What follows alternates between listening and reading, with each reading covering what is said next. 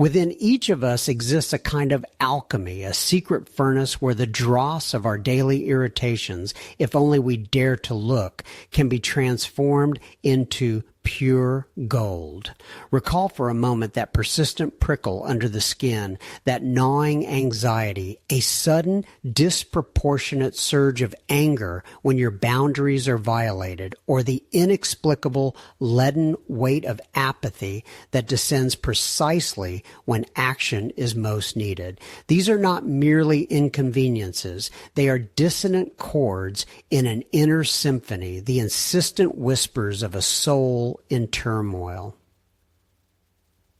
In our pursuit of imagined perfection, we brand these visceral reactions as flaws, uncomfortable, shameful, even dangerous. We strive to suppress them, to smooth out the rough edges of our temperament, to banish the very idea of our own inertia, convinced that true peace lies in their complete eradication. We are taught to cultivate an unshakable calm, to exhibit relentless diligence, to present a polished, flawless self to the world, devoid of any shadow or tremor. But what if this relentless pursuit of idealized tranquility is in fact a profound misconception, a fundamental distortion of our most vital energies? What if the very qualities you condemn in yourself, your fiery temper, your stubborn unwillingness to yield, your suffocating shame, your all-pervading sense of unease, are not weaknesses to be eradicated, but rather distorted echoes of your deepest, most potent power? This is a scandalous truth whispered by the shadow, a truth so radical that it often repels us. The gold we seek is not beyond our perceived imperfections, but precisely within them. The poison you wish to expel in a different light reveals itself as the antidote. The dirt you meticulously scrub away under the right gaze is the very ore of your untapped potential, a hidden vein of strength waiting to be mined. We have been conditioned to see destruction in the storm, though it may be the cleansing rain necessary for new growth.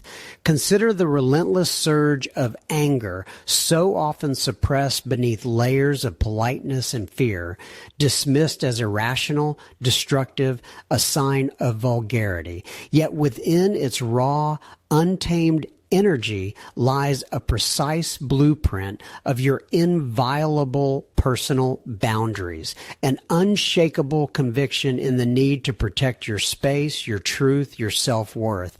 It is a primal roar that insists on respect, on justice, on authenticity, a vital force of self-preservation that, deprived of its rightful expression, turns inward, transforming into resentment or passive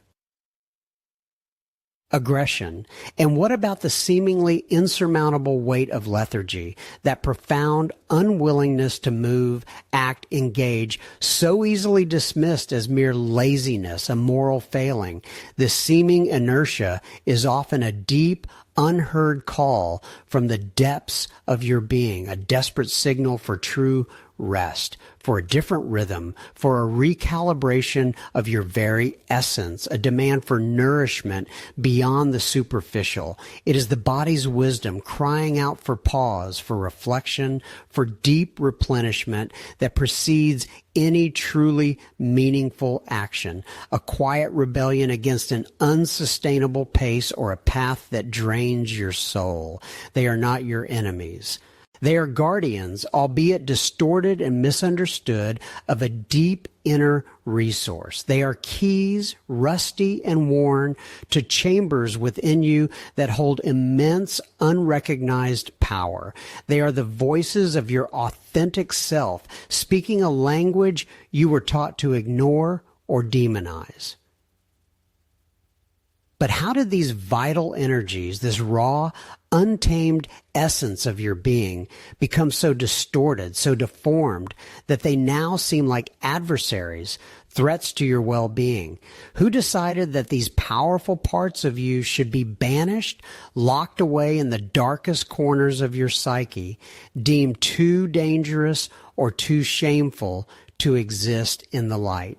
When and where was the first stone cast at these aspects of your soul, condemning them to eternal exile, to a life lived in the shadows? When did you first learn to fear the very gold buried in your own unsettling depths, the very power that could liberate you? There is a place, a moment, a memory where this fundamental mislabeling began, an unspoken pact forged in the crucible of your formative years. We spoke of alchemy, of that spark that can transform lead into gold, of the secret art of turning daily irritations into inexhaustible power. But how did this lead come to be buried so deep that we forgot its true nature? The answer lies in the invisible threads that wove your personality during your most vulnerable years.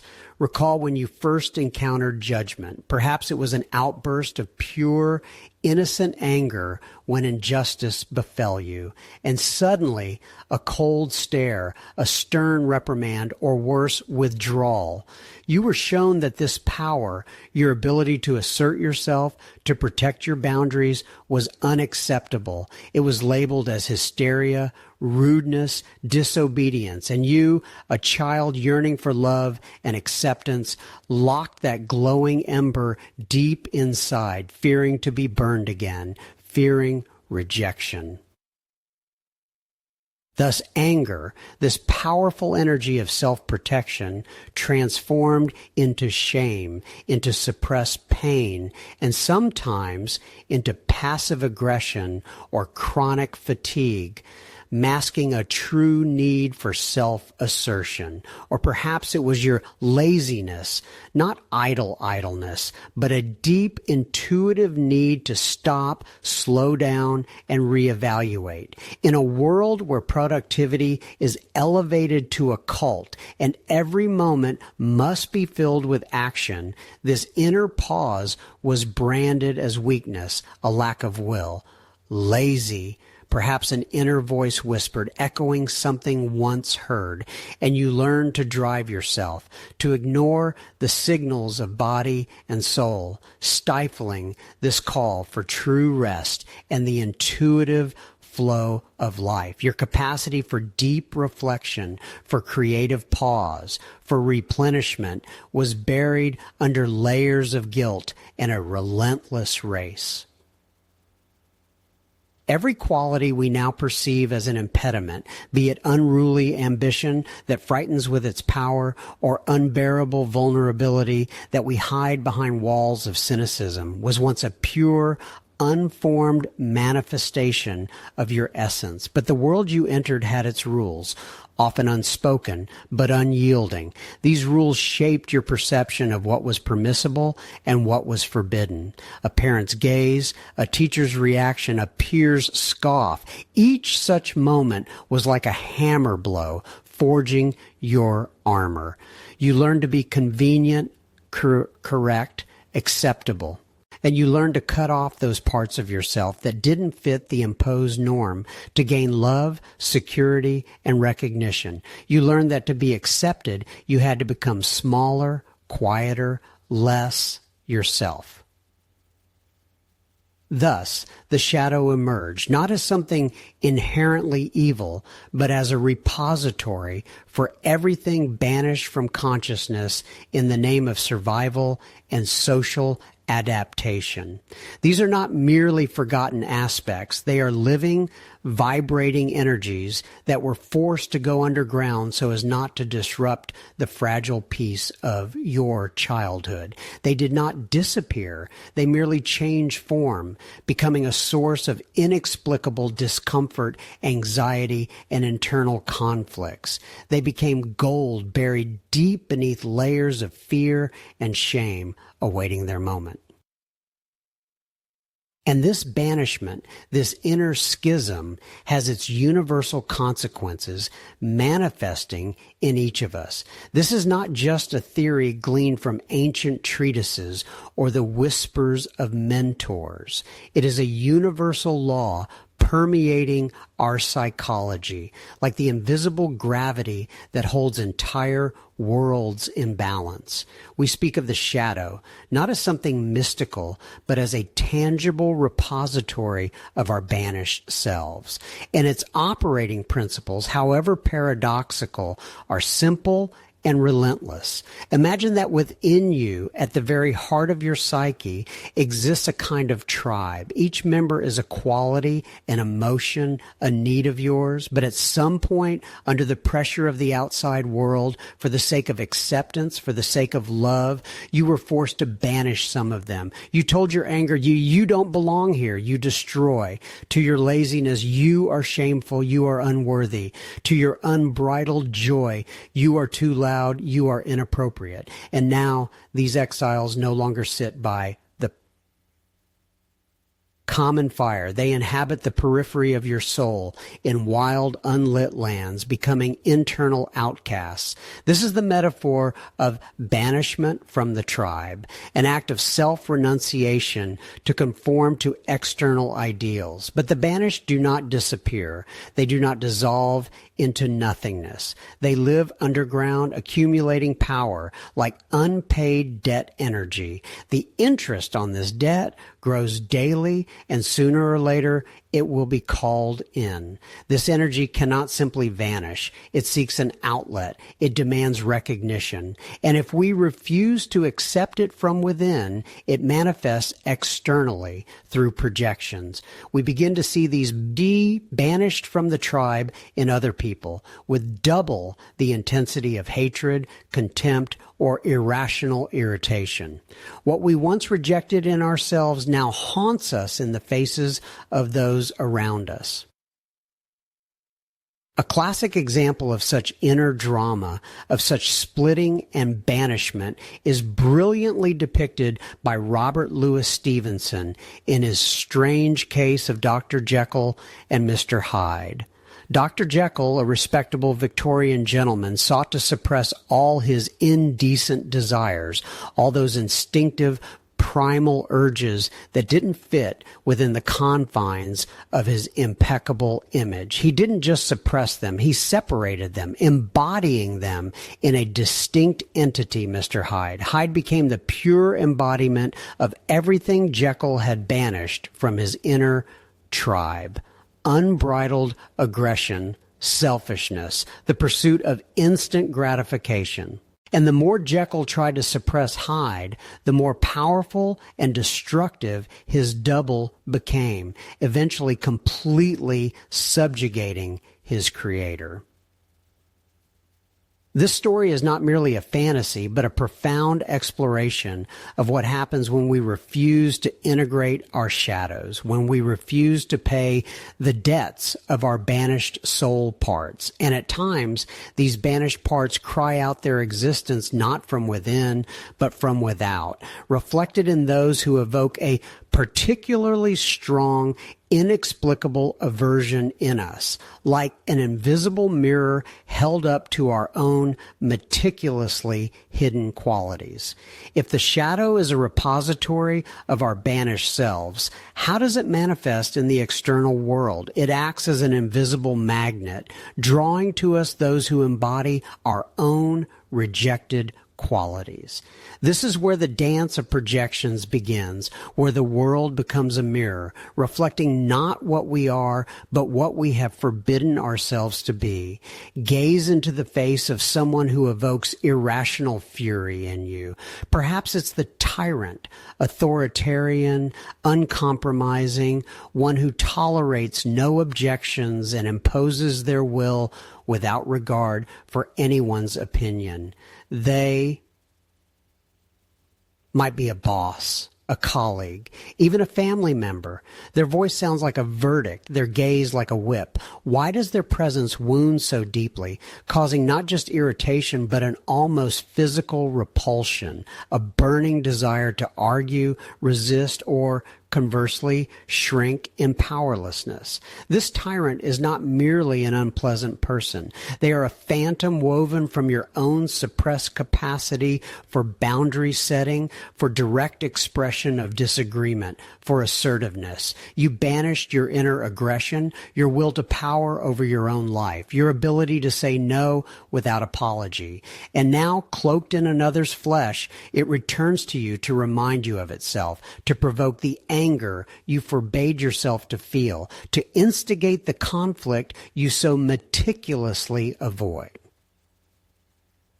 Or perhaps what drives you to exasperation is the perpetual procrastinator, someone who goes with the flow, takes their time, puts off until tomorrow what can be done today, and seems utterly carefree. Their slowness, their seeming laziness, their ability to disregard deadlines and obligations provoke a storm of indignation in you. How can one be so irresponsible? Why do they feel no remorse? Their inaction seems like an insult to you, a challenge to your own hyper-responsibility, your drive for constant productivity. This procrastinator is not just an idler. They are a specter of your own need for pause, for rest, for creative idleness, for languor that you have forbidden yourself. You have driven yourself into a wheel of endless tasks, convincing yourself that any stop is a failure, any minute of inaction is wasted time.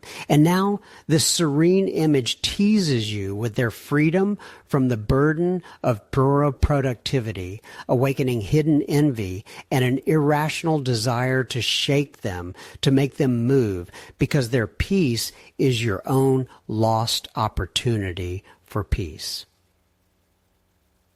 Recall Elena, young, talented, but perpetually downtrodden. Her boss, Mr. Capody, was the embodiment of the tyrant. Every day, his voice, sharp and demanding, pierced the office walls. He criticized her work, wouldn't let her finish speaking, interrupted in meetings. His decisions were final and non-negotiable. Elena felt rage boiling inside her, but day after day, she swallowed it, smiled, agreed, fearing to lose her job, fearing conflict. She hated Mr. K with all her soul, his complacency, his authoritarianism, his absolute certainty in his own rightness. This hatred was irrational. It haunted her even at home, poisoning her thoughts. She had nightmares where she screamed at him, threw the truth in his face, but in reality, she remained silent. Mr. K was not just a boss to her.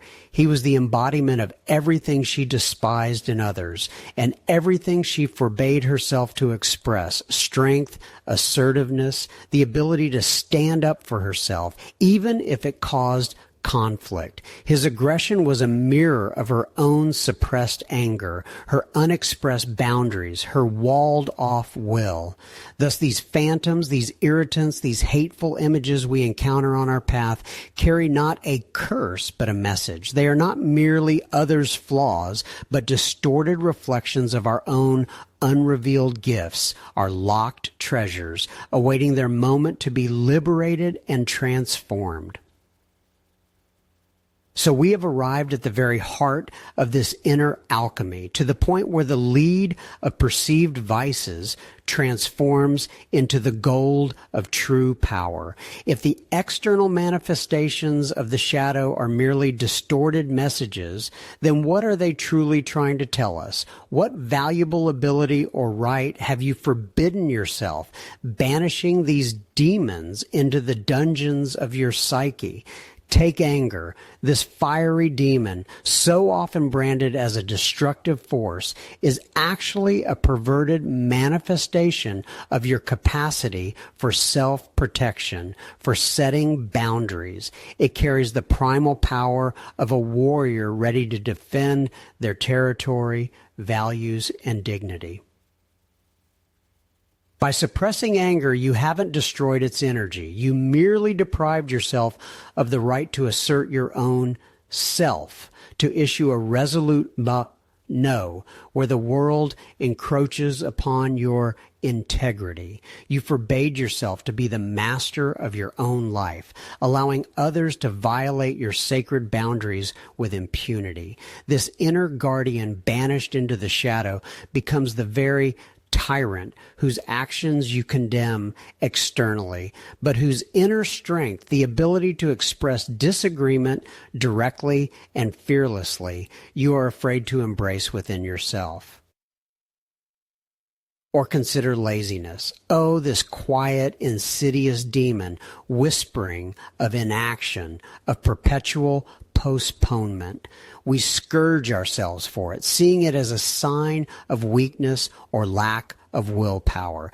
But what if laziness is not an absence of aspiration, but a profound signal from the depths of your wisdom? It is a call for pause, for contemplation, for productive non-doing, from which true insights are born and new ideas ripen. Laziness can be a disguised need for true rest, for a nervous system reset, for that very creative downtime which precedes any great accomplishment. You have forbidden yourself the right to slow down, to be present without guilt, to trust your inner rhythms that demand not constant racing, but cyclical blooming and fading. You have suppressed your capacity for deep recovery, for an intuitive understanding of your energetic needs, transforming it into chronic fatigue and apathy. Each of these vices is merely a distorted reflection of a vital force that you once, to appease the outside world, were forced to banish. Aggression, in its pure form, is the ability to set boundaries and protect yourself. Laziness is the need for rest and creative contemplation, for allowing yourself to simply be, not just do. Vanity can be a thirst for recognition of your uniqueness and talents, and envy, a pointer to your own unrealized desires and opportunities. These banished gifts do not merely slumber deep within. Their rejection comes at a price, manifesting in recurring scenarios and invisible barriers that we ourselves erect on the path to our own power. We seek strength. We strive for it, but often we ourselves erect invisible barriers on the path to it. The irony is that these barriers are built from the very material that should have been the foundation of our strength, from suppressed parts of ourselves. Imagine desperately craving freedom, yet keeping yourself chained, fearing that without it, you will become a wild beast. This fear, that is the true overseer, forcing you to make decisions that benefit not you, but your internal censor. It whispers, don't dare to be what they labeled you, or worse will happen. And you obey, cutting off entire layers of vital energy from yourself. Take Mumasi, for example, the fear of your own aggression. Society often stigmatizes this word, associating it with violence, rudeness, destruction. And so fearing to be a tyrant, a bore, an unpleasant person, you suppress every spark of assertiveness within you. What happens? You find yourself in situations where your boundaries are violated again and again. You cannot say no to a request that drains you. You stay silent when your ideas are devalued. You allow others to dictate terms to you because an inner voice whispers, don't be like those you despise. Be kind. Be compliant. But this compliance is not a virtue, but submission to another's will, and it drains you, depriving you of the energy needed for creation and self-protection. Or consider laziness. In a world obsessed with productivity, laziness is equated with a cardinal sin. Fearing to be a perpetual procrastinator, a loafer, you drive yourself into an endless race. You work yourself to exhaustion, ignore your body's signals of fatigue, postpone rest until a mythical later. The result, burnout apathy, a complete loss of desire to do anything. The paradox, the fear of laziness leads to a state that is in essence its worst manifestation, a complete lack of energy and motivation. You fear becoming Hyde, but instead become his victim, enervated and depleted. Here then is the answer to the question, how does your fear of becoming like the demons we discussed force you to make self-defeating decisions? It compels you to abandon your true needs, your capacity for self-protection, your right to rest and recovery.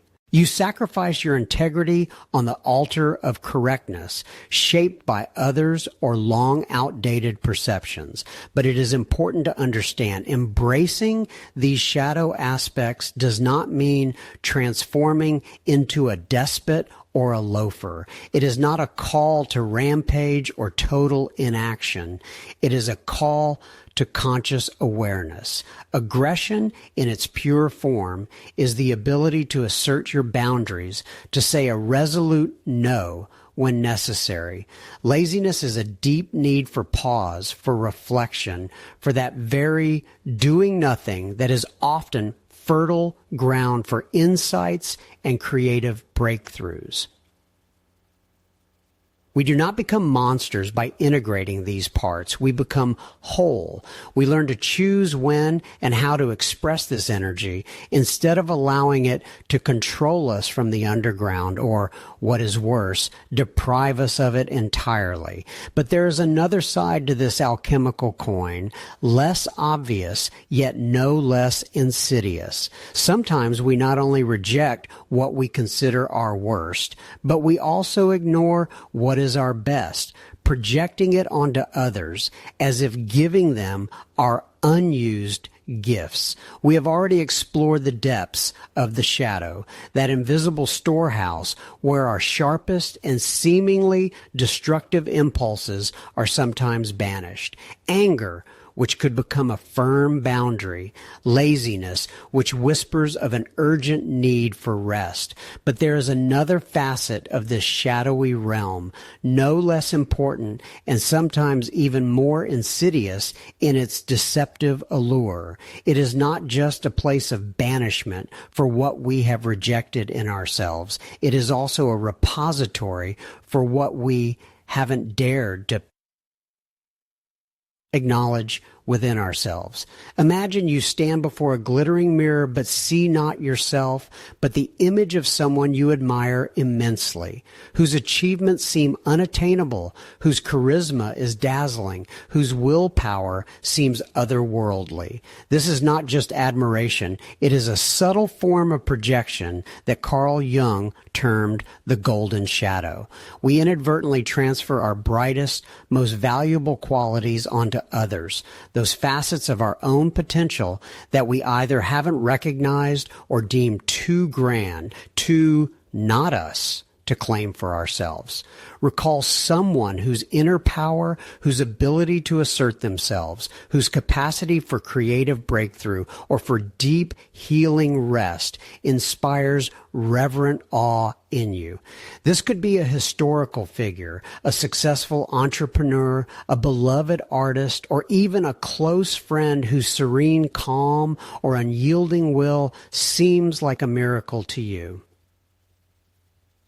Consider what specific facet of their being evokes such a strong response in you. What aspect of their existence would you like to, but perhaps fear or don't believe you can, embody in your own life? Herein lies the paradox. The stronger our admiration, the deeper we, sometimes unconsciously, sabotage our own growth. We cede our power to an idol, as if gifting them our own unrevealed talents and unrealized abilities. We look to them as the bearer of our deepest dreams and thereby deprive ourselves of the opportunity to become their embodiment.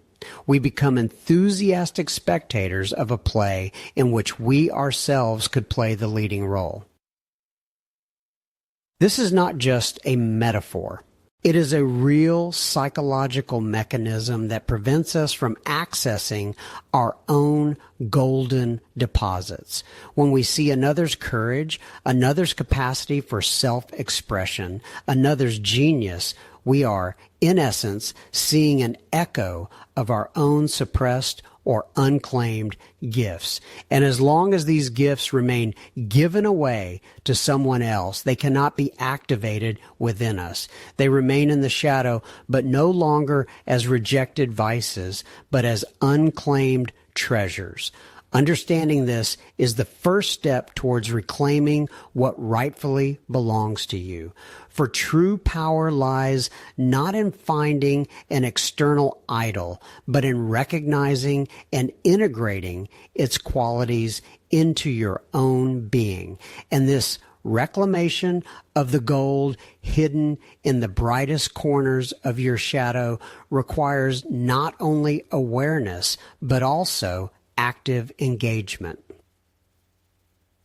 Until now, we have only touched upon the outlines of the shadow, its ghostly reflections in the mirrors of our consciousness and in others' faces. We discerned within it not only the darkness of the rejected, but also the gleam of gold in unrecognized talents.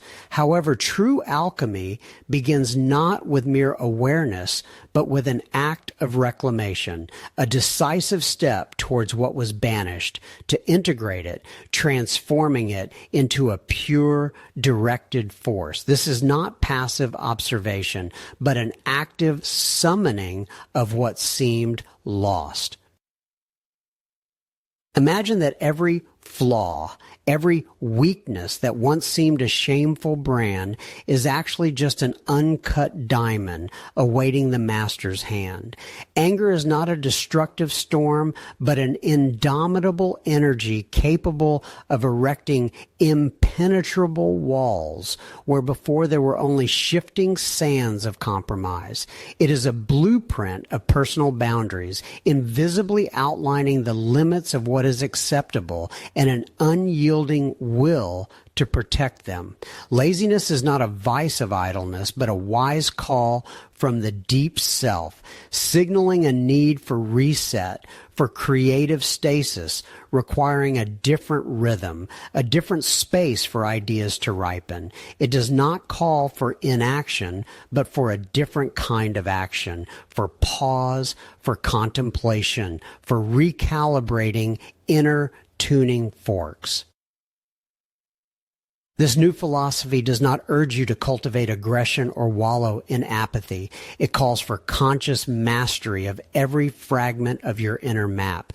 Reclaim the right to all your manifestations, but with wisdom and responsibility. This is an act of sovereignty over your own soul, where you are not a victim of your impulses, but their conscious conductor. How to begin this process of reclamation? I propose a simple yet profound exercise that I call the voice of the shadow. Choose one quality you habitually suppress or judge within yourself, be it unacceptable, anger, unproductive, laziness, or perhaps excessive pride, overwhelming sensitivity for which you were once shamed. Find a quiet, secluded place where you won't be disturbed. Close your eyes and visualize this quality not as a part of yourself, but as a separate entity sitting opposite you. Perhaps it takes the form of an image, an animal, a child, a shadowy figure, or even an unformed mass of energy. Allow this image to manifest without trying to control or change it. Now, address it with a question. Say, what do you want to tell me? What strength do you carry within you that I don't see? What are you trying to protect or achieve by manifesting this way? Listen, do not analyze, do not judge. Simply allow the answers to come through images, sensations, or words that arise in your consciousness. It might be a whisper, a scream, or just a feeling. Write down everything you hear. You will be surprised at how wise and profound the messages can be from those parts you have ignored for so long. Anger might reveal that it is not a destroyer, but a guardian of your boundaries, demanding clear no's where before you said yes out of fear. Laziness might tell you that it is not a vice, but a healer, calling for a pause before burnout, or a muse awaiting silence for a new idea, for a reevaluation of your path. After you have listened to the shadow, ask yourself the next question. How can I use this power constructively? How can I give this energy legitimate, healthy expression in my life without harming myself or others? For anger, this might not be a burst of rage, but a calm yet firm assertion of personal boundaries, a resolute refusal of what doesn't suit you. For laziness, it could be planned, conscious rest, deep immersion in a creative process without pressure, or a change of activity that truly nourishes your soul. This is not just a dialogue, it's an act of recognition, reconciliation, and integration. You don't become your anger or your laziness. You become the master of their energy, directing it towards creation, not self-destruction. You reclaim your right to the full spectrum of your inner world, transforming shadows into allies and weaknesses into sources of incredible power. When you begin to reclaim these fragments of your soul, the world around you also begins to change. Your presence becomes more grounded, your voice more confident, your decisions clearer and more aligned with your true essence. This inner transformation inevitably begins to resonate with the outer world, opening new avenues of interaction with others and different opportunities for self-expression as we stop hiding from ourselves and begin to live